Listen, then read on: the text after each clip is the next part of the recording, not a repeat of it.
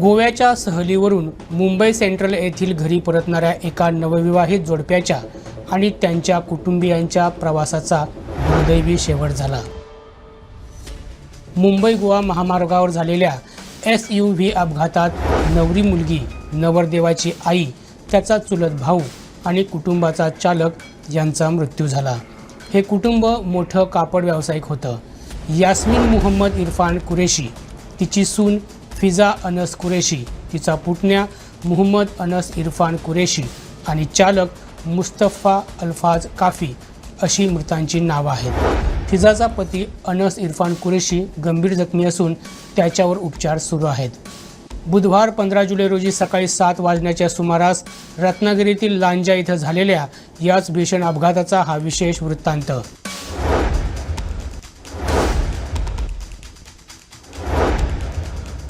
कुरेशी कुटुंब पूर्वी मुंबईच्या भेंडी बाजार इथं राहत होतं आणि अवघ्या 6 महिन्यांपूर्वीच ते दूधवाला कॉम्प्लेक्समध्ये राहायला आलं होतं। हे कॉम्प्लेक्स मुंबई सेंट्रल रेल्वे स्थानकाजवळील सिटी सेंटर मॉलच्या समोरच आहे। अनस आणि फिजा यांचा विवाह 25 जून रोजी झाला होता। विवाहानंतर फिरण्यासाठी ते गोव्यात आले होते। त्यांच्यासोबत अनसची आई आणि चुलत भाऊ हे देखील गोव्यात आले होते। त्यांनी सोबत त्यांच्या चालकाला देखील आणलं होतं। गोव्यात फिरून झाल्यानंतर 15 जुलै रोजी ते घरी परतत होते, पण लांजाजवळ त्यांच्यावर काळानं घाला घातला। कुरेशी यांची SUV ताशी 140 किलोमीटर वेगानं धावत होती।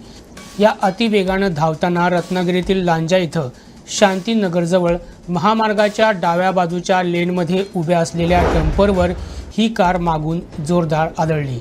या अपघातात नवरदेवाच्या मानेला गंभीर दुखापत झाली असून त्याला एका खाजगी रुग्णालयात दाखल करण्यात आले।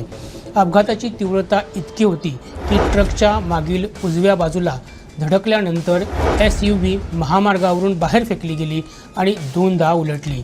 या दरम्यान कुटुंबातील 3 सदस्य गाडीतून बाहेर फेकले गेले आणि सुमारे 50 मीटर अंतरावर महामार्गाच्या दुभाजकाला धडकून गाडी थांबली।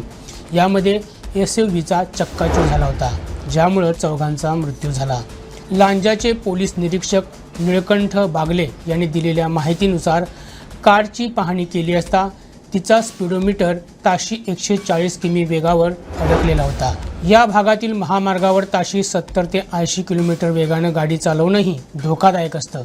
तरीही SUV इतक्या वेगानं येत होती की चालकाचं गाडीवरील नियंत्रण सुटलं आणि ती महामार्गावरून भरकटून डंपर ट्रकच्या मागील भागावर जाऊन आदळली।